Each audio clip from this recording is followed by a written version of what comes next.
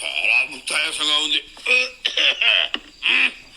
ఏంటి గురుగారు, కడుపు ఏమన్నా బిర్రుగా ఉందా? అవునరా, ధ్వజస్తంభ స్థాపన సందర్భంగా నవపప్పు ధాన్యాలు దట్టించి నేతిలో రంగరించి 3 వాయిల్ లాగించారు.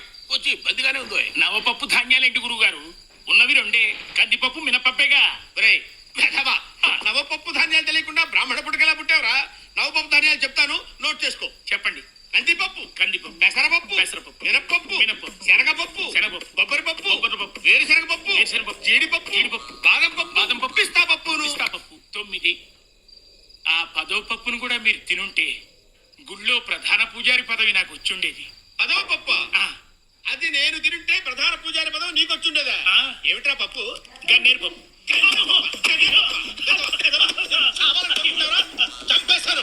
జనం వచ్చారా చూడు.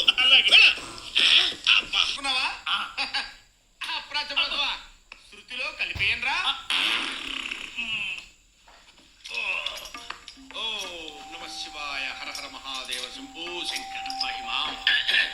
మహాజల్లారా, కథాకాలక్షేపానికి ముందు 2-3 త్యాగరాయ కృతులు వదులుతా. ఒకటి సరిపోతుందేమో.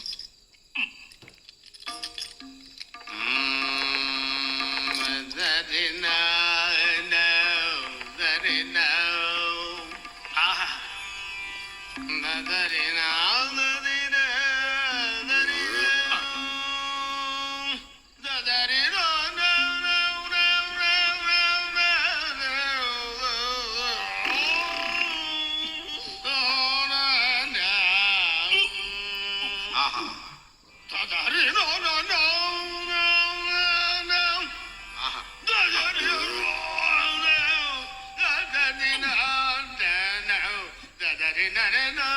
అయ్యా, ఎంతసేపు ఈ జాగరాయ కృతులు వినలేక చస్తున్నాం.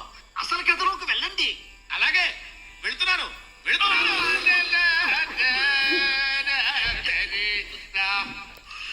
అమ్మయ్యా.